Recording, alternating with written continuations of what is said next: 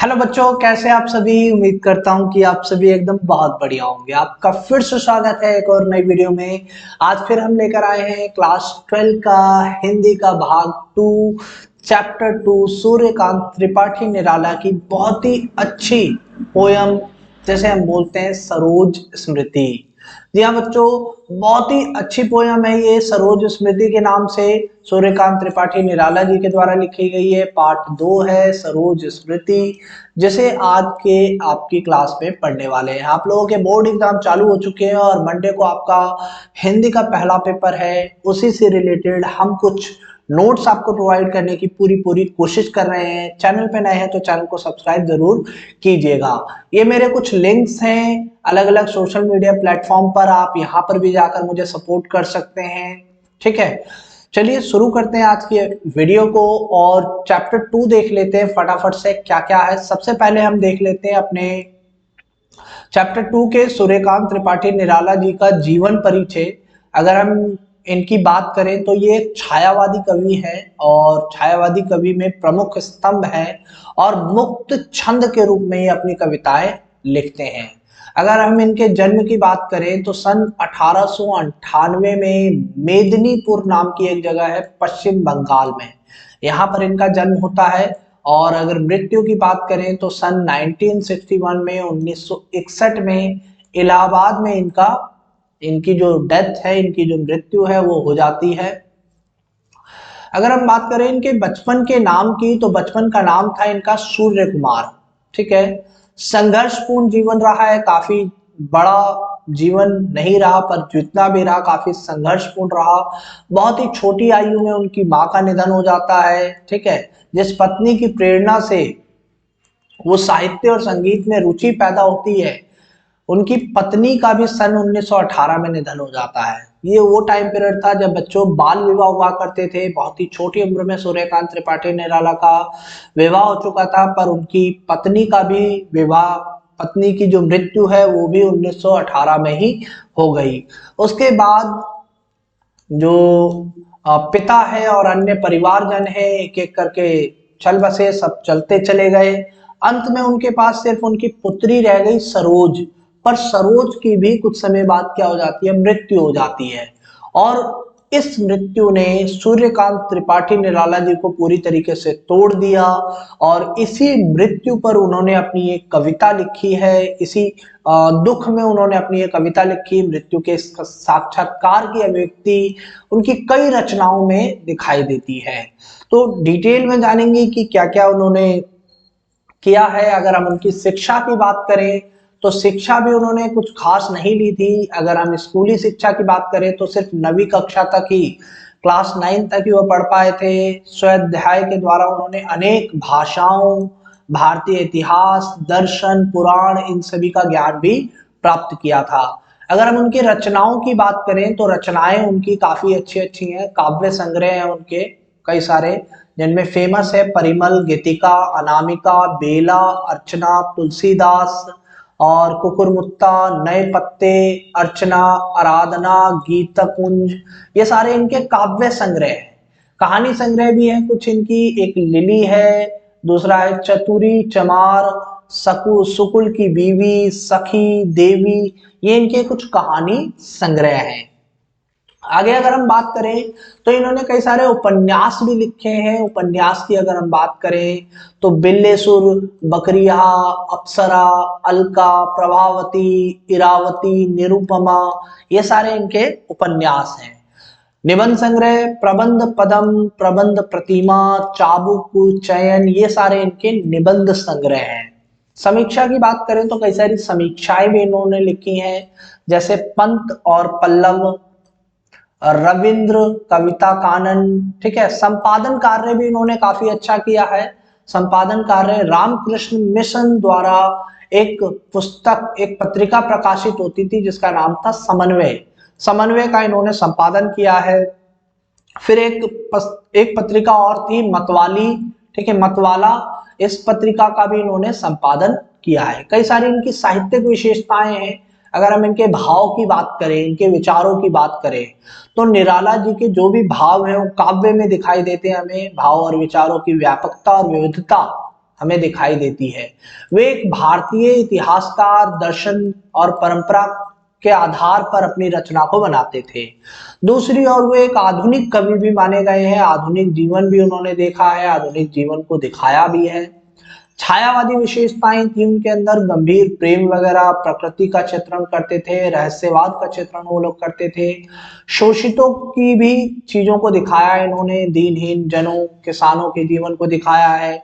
उनकी कविताओं में हमें छायावाद, प्रगतिवाद एवं प्रयोगवाद तीनों की विशेषताएं देखने को मिलती है। अगर हम इनके कला पक्ष की बात करें तो कला पक्ष में इन्होंने कई सारी चीजें हैं। मुक्त छंद में इन्होंने रचनाएं की हैं, अपनी कविता हिंदी में लिखी है इन्होंने। साथ ही उन्होंने विभिन्न छंदों में भी इन कविताओं की रचनाएं की हैं, जिनमें उनके संगीत ज्ञान की झलक मिलती है। उनकी भाषा संस्कृत निशब्दावली है, पर आम बोलचाल की भाषा है, सिंपल सी भाषा है, कोई ज्यादा बड़ी भाषा नहीं है। उनके जितनी भी कविताएं हैं, प्रबंधात्मक कविताओं से लेकर प्रगीतों तक अलग अलग रूपों में उन्होंने उनकी रचना की है।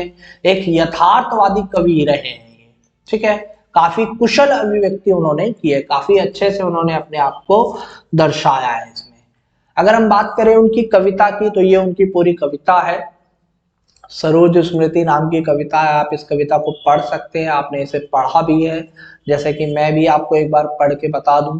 देखा विवाह आमुल नवल, तुझ पर शुभ पड़ा कलश का जल, देखती मुझे तू हंसी मंद, होठों में बिजली फंसी स्पंद, उर में भर झूली छवि सुंदर, प्रिय की अशब्द शंखार मुखुर, तू खुली एक उच्छ्वास संग, विश्वास स्तब्ध बंद अंग अंग, नत नयनों से आलोक उतर, कापा अधरों पर थर थर थर, देखा मैंने वो मूर्ति धी थी, मेरे वसंत की प्रथम गीति, श्रृंगार रहा जो निराकार, रस कविता में उच्छ्वासित धार, गाया स्वर्गीय प्रिया संग, भरता प्राणों में राग रंग, रति रूप प्राप्त कर रहा वही, आकाश बदल कर बना मही, हो गया ब्याह आत्मीय स्वजन, कोई थे नहीं ना आमंत्रण, था भेजा गया विवाह राग, भर रहा ना घर निशी दिवस जाग, प्रिय मौन एक संगीत भरा, नव जीवन के स्वर पर अड़ा। ये कुछ कविताएं इनकी। माँ की कुल शिक्षा मैंने दी, पुष्प सेज तेरी स्वम रची, सोचा मन में वह शकुंतला, पर पाठ अन्य यह अन्य कला, कुछ दिन रह गृह तू फिर समोद, बैठी नानी की स्नेह गोद, मामा मामी का रहा प्यार, पर भर जलद धरा को ज्यो अपार, वे ही सुख दुख में रहे न्यस्त, तेरे हित सदा समस्त व्यस्त, वे लता वही की जहां कली तू खिली, स्नेह से हिली पली, अंत में उसी गोद में शरण ली, बूंदे द्रंगवर महामरण, मुझ भाग्यहीन की तू संबल, युग वर्ष बाद जब हुई विकल, दुख ही जीवन की कथा रही, क्या कहूँ आज जो कही जो नहीं कही, हो इसी कर्म पर व्रजपात, यदि धर्म रहे नत सदा मात, इस पथ पर मेरे कार्य सकल, हो भ्रष्ट सीत के से सतदल, कन्यगत कर्मों का अर्पण, कर कर्ता में तेरा तर्पण। ये उनकी पूरी कविता रही है। इस पूरी कविता का जो अनुवाद है वो हम आज आपको आगे कराने वाले हैं। जैसे कि ये पूरा का पूरा उसका अनुवाद है। कविता का नाम था सरोज स्मृति, ठीक है। और ये कविता जो है आप कह लीजिए कि हिंदी कविता साहित्य का पहला शोक गीत है, एक तरीके से शोक को दिखाया है। ये कविता जो है कवि की जो पुत्री थी एक, जिसका नाम था सरोज, उसके मर जाने पर जो दुख होता है कवि को, उस दुख पर केंद्रित है। पुत्री की असामयिक मृत्यु ने कवि को पूरी तरीके से तोड़ दिया और कवि अपने विचार प्रकट कर रहा है। उसे पुत्री के विवाह का समय भी याद आ रहा है, उसने किस तरीके से पुत्री का विवाह किया था, कई तरीके से नए ढंग का उसका विवाह था, ठीक है। कवि ने इस विवाह में माता पिता दोनों का कर्तव्य निभाया था, क्योंकि जो कवि की पत्नी थी वो नहीं थी, वो बहुत पहले ही मर गई थी। विवाह के समय पुत्री के चेहरे पर एक जो लज्जा थी, जो लज्जा होती है वो लज्जा थी, लज्जा का मतलब है शर्म, कवि को अपनी पुत्री का वधू रूप देखकर अपनी स्वर्गीय पत्नी की याद आ जाती है और पुत्री का विवाह हो जाता है। इस तरीके से विवाह में कोई मांगलिक गीत नहीं गाए जाते, ना ही किसी परिजन को बुलाया जाता है, क्योंकि ज्यादा गेस्ट नहीं होते हैं, ठीक है, ज्यादा जानने वाले नहीं होते हैं।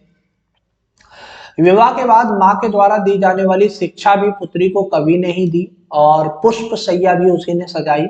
पुष्प सैया एक तरीके से जो विदाई होती है उसको सजाया। कवि को कभी शकुंतला याद आती है जो उनकी पत्नी थी, और तो कभी सरोज का बचपन याद आता है, ठीक है। विवाह के कुछ समय बाद वे बीमारी के कारण ननिहाल चली गई थी, जहां उसे मामा मामी का काफी ज्यादा प्यार मिला था और वहीं पर उसकी असमय मृत्यु हुई। इस कविता में एक भाग्यहीन पिता है कवि और उसका संघर्ष दिखाया गया है। पुत्री के लिए वो कुछ नहीं कर पाया और सिर्फ अपना दुख ही व्यक्त कर सकता है। कवि इस कविता में अपने सभी संचित कर्मों से अपनी पुत्री का तर्पण करता है, जो भी उसका कर्तव्य होता है उन सभी कर्तव्यों को पूरा करता है। बच्चों, आपका एक क्वेश्चन आता है इस किताब में से जो सप्रसंग व्याख्या वाला है, तो मैं आपको सप्रसंग व्याख्या भी बताने वाला हूँ कि किस तरीके से सप्रसंग व्याख्या है, ठीक है। जो कविता आपकी शुरू होती है मुझ भाग्यहीन से, है ना, अगर आप पीछे देखें तो मुझ भाग्यहीन से यहाँ से शुरू होती है, इस टॉपिक से लेकर और इस टॉपिक तक का एक तरीके से सप्रसंग व्याख्या बताई गई है कि किस तरीके से सप्रसंग व्याख्या करनी है। मैं आपको बता देता हूँ सप्रसंग व्याख्या कैसे होनी है। तो मुझ भाग्यहीन से लेकर कर कर्ता में तेरा तर्पण तक आपको सप्रसंग व्याख्या लिखनी है। सबसे पहले आपको संदर्भ लिखना है कि संदर्भ कहाँ से लिया गया है, कवि कौन थे, सूर्यकांत त्रिपाठी निराला जी कवि थे, और कविता कौन सी थी, सरोज स्मृति नाम की ये कविता थी। दूसरे नंबर पे आपको प्रसंग लिखना है। पहले पे आपको संदर्भ लिखना है, दूसरे पे प्रसंग लिखना है और प्रसंग में ये बताना है कि इस टॉपिक में, इस पूरी कविता में क्या दिया गया है। इस गीत में कवि ने अपनी पुत्री सरोज के आकस्मिक निधन यानी अचानक निधन पर अपनी जो भाव है, अपने जो विचार है, अपनी जो पीड़ा है ना, अपना जो दुख है, उस दुख को व्यक्त किया है। ये चीजें आपको लिखनी है प्रसंग के अंदर।